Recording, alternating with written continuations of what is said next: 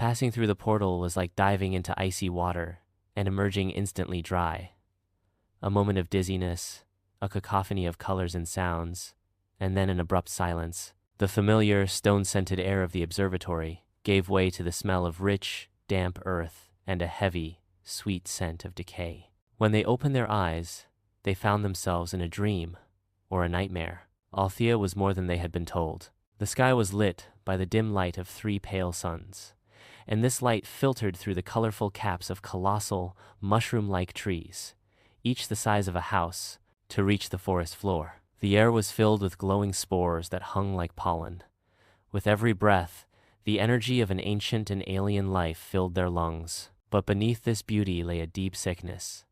The ground they stood on was not like normal earth. It had a soft, spongy texture, and with every step, they felt a slight tremor beneath their feet, like the groan of a sick organism. On the trunk of one of the giant mushroom trees nearby, they saw a black, tar-like substance spreading in veins, draining the tree's vibrant colors and turning it a dull gray. This was the corruption they had seen in their vision.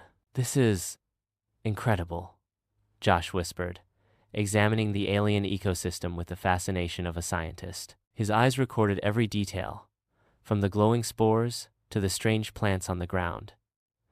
"The biology of this planet is unlike anything we know, and it's dying," Jack added, his hand instinctively going to the hilt of his father's hunting knife. The scent of decay in the air whispered to him that the danger was not just that black substance. There was a faint, rhythmic sound coming from the depths of the forest, like a heartbeat. But not a natural heartbeat, more like a diseased, struggling pulse. Sevan had closed her eyes, clutching both halves of the anchor stone tightly. The stones trembled slightly in response to the surrounding corruption, emitting a disturbing, low-frequency hum. "The heart of the tree," Sevan said, opening her eyes. Her face was pale.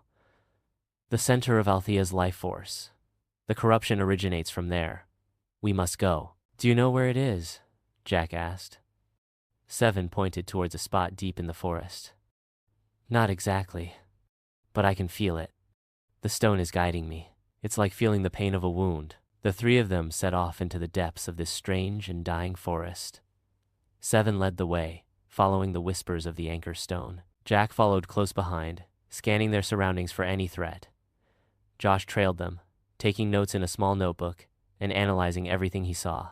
During their journey, they saw more clearly how the corruption had taken hold of the forest. Riverbeds that were once full of life were now filled with that black, sticky substance. Colorful, insect-like creatures flying in the air would have their wings melt the moment they touched the black matter, falling to the ground. The forest was dying with a silent scream. After a while, they came to a small, isolated valley, untouched by the corruption. Here, hidden under the leaves of a giant flower, was a village of small, humanoid creatures. Their skin was like tree bark, and their eyes were large, shining amber. When they saw the 3 strangers, they recoiled in fear. "Stop," Sevan said, preventing Jack from stepping forward. "They are the children of Althea, born from the forest itself. We mustn't frighten them." Sevan stepped forward slowly and showed them the anchor stones.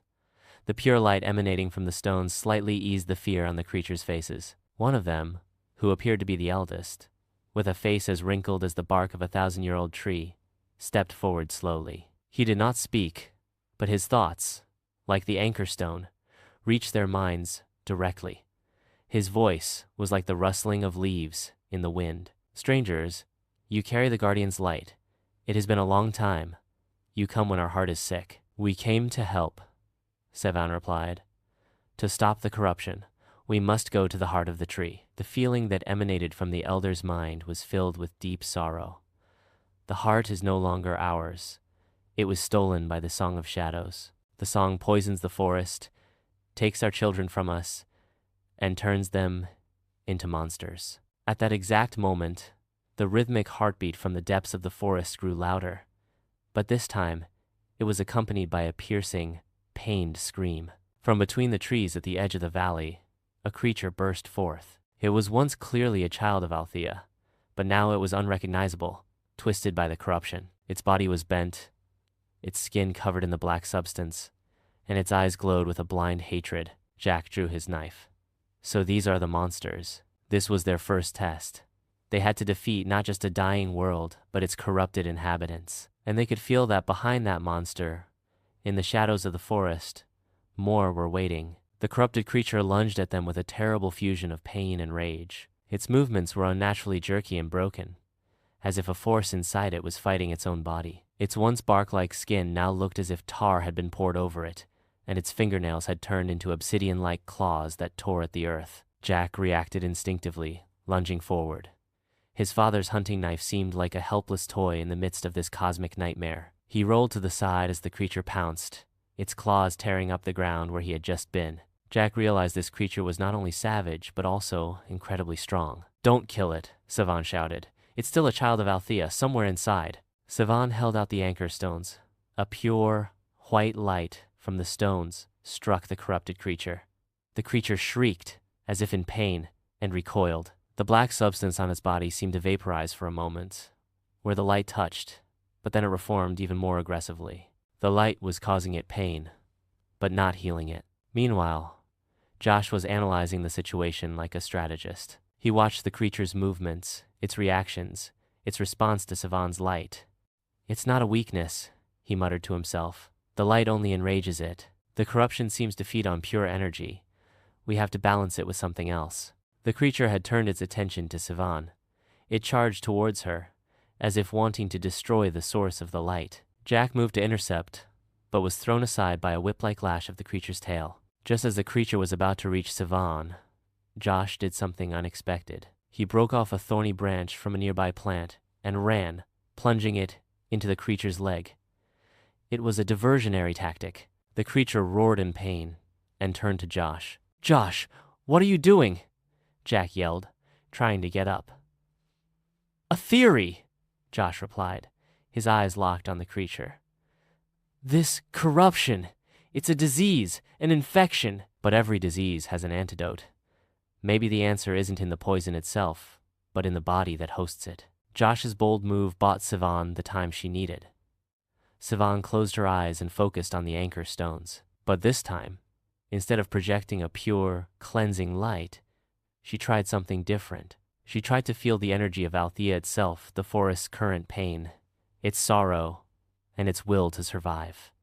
The hum of the stones changed. The pure white light gave way to a soft, healing gold mixed with the deep green of the Althean forest. When this new energy hit the creature, it did not scream in pain.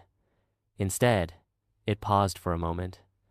The tremors in its body subsided. The blind hatred in its eyes gave way to a moment of shock and pained recognition. It was as if it was trying to look out from its own internal prison. "Mother." That single word whisper that fell into their minds was sharper than any sword. This monster was a lost child, searching for its home, its forest, its mother. This momentary pause gave Jack his chance. But this time, he moved not to kill, but to help. He got behind the creature and tried to wrestle it to the ground.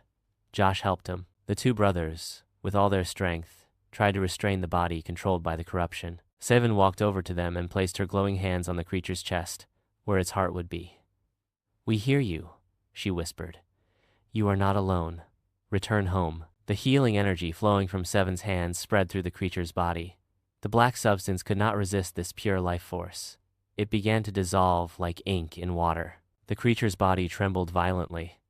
It let out one last pained scream. This scream was both a farewell and a thank you. When the black substance was completely gone, what remained was the lifeless, peaceful body of a child of Althea. Its eyes were closed, and on its face was a calm expression, free from pain. They hadn't killed it. They had freed it from the bondage of the corruption. The other forest children in the valley approached silently. They formed a circle around their fallen sibling and bid him farewell with a silent, mournful song that emanated from their minds. The elder being turned to the three heroes. The voice in their minds was now not only sorrowful, but also grateful. "You saved him. You saved his spirit from the Song of Shadows. Perhaps there is still hope. I will show you the way, but be careful. As you approach the heart of the tree, the song grows stronger, and what slumbers in the heart is far darker than this lost soul." This first victory did not give them a sense of celebration. On the contrary, it increased the weight on their shoulders. They were now fighting not just to save a planet, but to save countless innocent souls. And their greatest enemy was not just a monster, but the despair and corruption that created those monsters. When the forest children's mournful farewell ended, the elder turned to them. The voice in their minds was now not just like the rustling of leaves, but also like the tension of a branch about to break. "The path is dangerous," he warned. "The song of shadows will whisper to your minds, use your fears against you. Hold on to each other and to the light you carry. Do not let the song separate you."